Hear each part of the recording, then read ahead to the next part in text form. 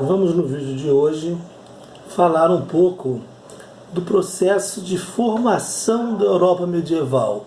Como se dá essa transição da queda do Império Romano do Ocidente até o surgimento do feudalismo. Embora as terras que compõem a Europa lá estivessem há milhões de anos, até a Idade Média não havia historicamente o que chamamos de Europa, um continente que tem uma história comum de guerras, de paz, de avanços e crises. A Alta Idade Média é o período compreendido entre os séculos 5 e 10, que é o nosso objetivo de estudo no vídeo de hoje. A Baixa Idade Média, que a gente pode entender como um período de decadência da Idade Média, ela se estenderia do século XI ao XV.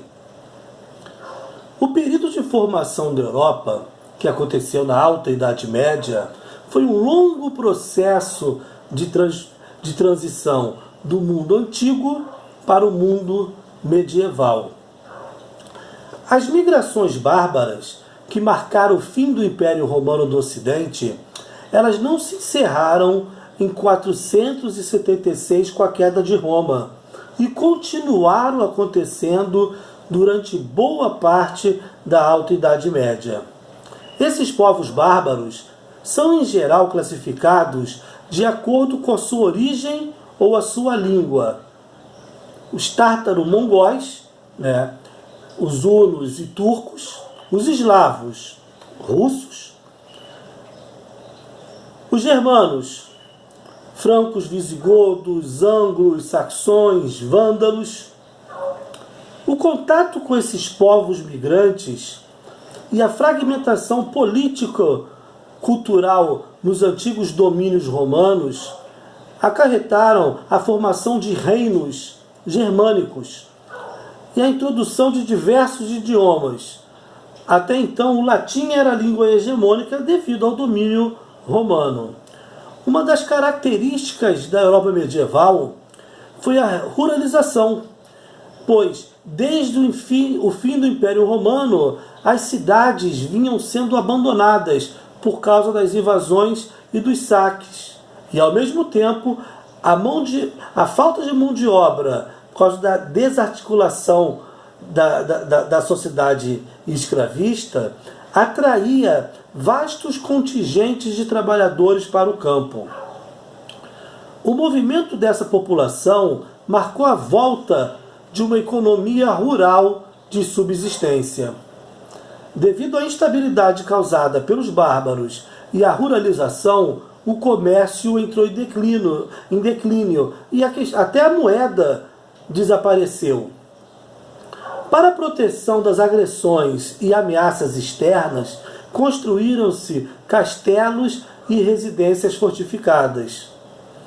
Neste período, o cristianismo se fortaleceu e se impôs à nova sociedade em formação.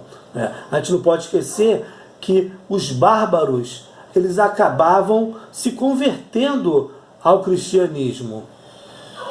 Os francos, que vinham pressionando as fronteiras do Império Romano desde o século II, se estabeleceram na região da Gália, a atual França, com as dinastias Merovíngia e Carolíngia. Nesse período, a terra passou a ser distribuída entre o clero e a nobreza, como recompensa por serviços prestados, por apoio. A figura do rei tornou-se, assim, bastante frágil entre os francos, submetida aos poderes dos proprietários de terra. O único monarca dessa dinastia que centralizou de fato o poder foi Carlos Magno, que fundou o Império Carolíngio. Em 768, o Império que durou também somente a sua existência, um império que ruiu com a sua morte em 814, pois povos vikings invadiram, aproveitando o momento do falecimento do imperador, e levaram ao fim a unidade territorial do império. Com essas invasões, a população europeia procurou refúgio e proteção junto aos grandes senhores de terra, submetendo-se a eles. Os nobres, proprietários de terra, passaram a ter uma importância crescente, fortalecendo a tendência à descentralização do poder político e social. Esse contexto favoreceu a consolidação do feudalismo.